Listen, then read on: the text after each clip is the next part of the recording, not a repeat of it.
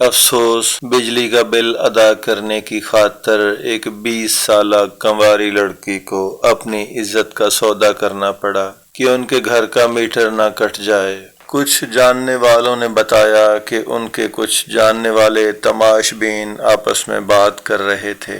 محلے کی 2 عیاش عورتیں ایک نوجوان کنواری لڑکی کو لے کر ایک تماش بین کے پاس گئیں۔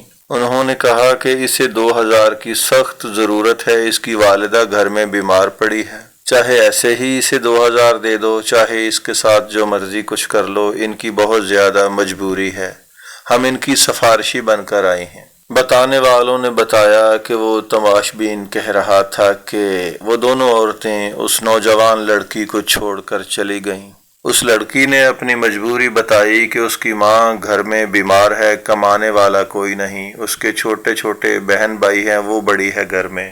دواؤں کا انتظام تو مریم نواز کے ہیلتھ کیئر پروگرام کی وجہ سے ہو جاتا ہے، لیکن اس بار بجلی کا بل کچھ زیادہ آ گیا ہے۔ اگر بل ادا نہ ہوا تو واپڈا والے میٹر کاٹ کر لے جائیں گے۔ گرمی بھی بہت زیادہ ہے اور اس کی بیمار والدہ جو پہلے سے بیمار ہے، پنکھا بند ہونے کی وجہ سے اس کے لیے زیادہ پریشانی بن جائے گی۔ کچھ پیسے انہوں نے اکٹھے کیے تھے، 2000 پہ کم پڑتے تھے، اور فقط 2000 کی خاطر اس نے اپنا سب کچھ لٹا دیا۔ اس تماش بین نے بتایا کہ وہ لڑکی غیر شادی شدہ تھی اور کنواری تھی، اس سے پہلے شاید کسی نے اسے ہاتھ بھی نہ لگایا ہو۔ پہلے لوگ مہنگائی کی وجہ سے پریشان ہیں، بچوں کا کھانا، راشن، یہ سب ضرورتیں پوری کرنے کے لیے بڑی مشکلات کا سامنا ہے۔ لوگ پہلے ہی مہنگائی کی وجہ سے بہت زیادہ پریشان ہیں، لیکن پاکستان میں یہ بجلی کے بلوں کا ایسا نظام ہے کہ جس کے بارے میں سوچ کر شاید فرعون کی روح بھی کانپ جاتی ہوگی۔